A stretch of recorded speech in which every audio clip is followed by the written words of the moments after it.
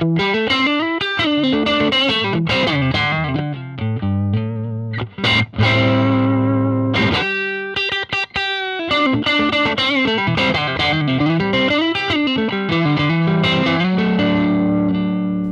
and welcome to GAK. I'm Joe, and today I'm here with Steve from Marshall to talk about the new Marshall Origins series. Yeah. So what have we got in the range? There's loads in the range. Yeah, there's quite a few. I mean, this is the 20 watt head. Right.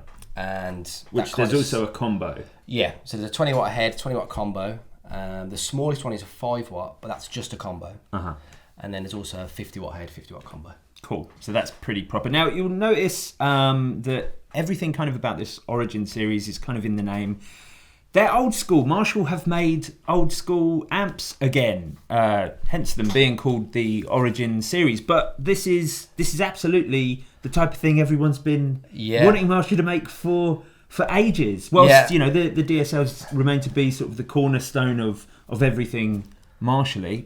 I think everyone's wanted something like this for some time. Yeah, I think, I mean, obviously we've always done the reissue stuff. Oh yeah, there's always been great reissue. Yeah, it's a high end. This is this crucially because these are Vietnamese built. So we've now got like a really accessible price point.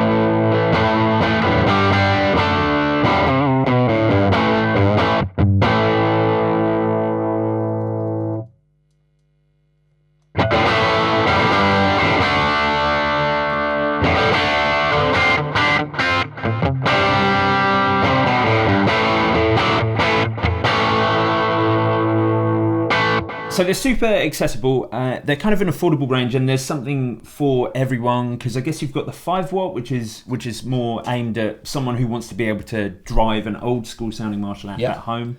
Yeah, but yeah, you've got the 5, the 20, and the 50, but they've all got variable wattages as well. Right. So like the 5 watt, similar to the old Class 5, you can run it at like half a watt. Cool.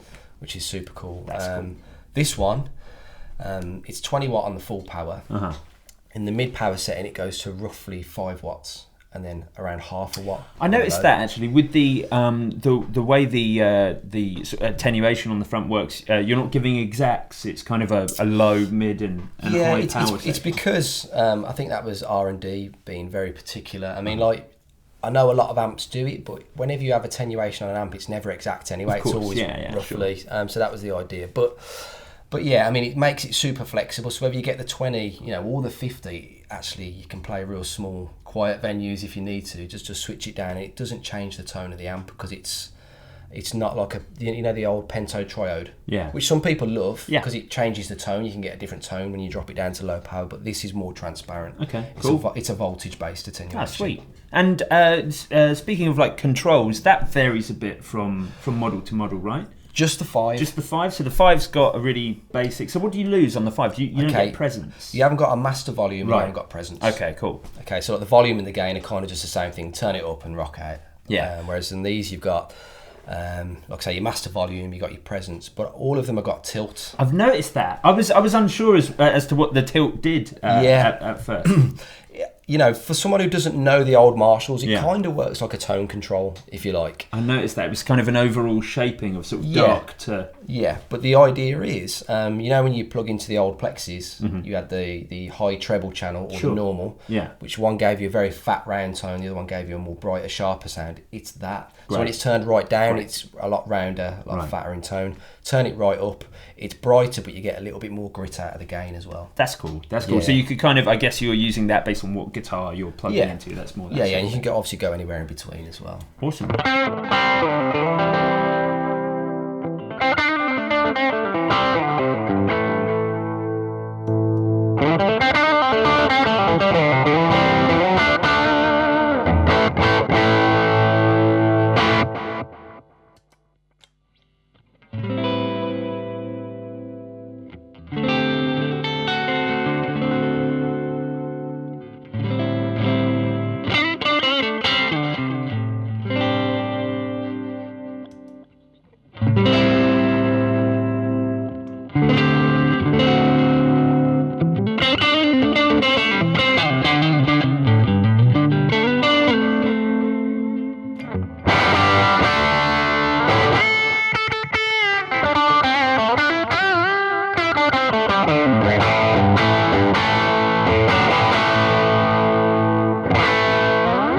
And on the 50s, so the 50s and the 20s share exactly the same controls. You're just getting more volume. Yep. And Basically. is the chassis larger in the 50 as well? It's a bit bigger, yeah, a little bit heavier. But yeah, I mean, like power stages with the 50 and the 20 work similar. It's 3 stages of power, but with the 50, it's 50 on high, around 10 watts, and down to 1 watt on low.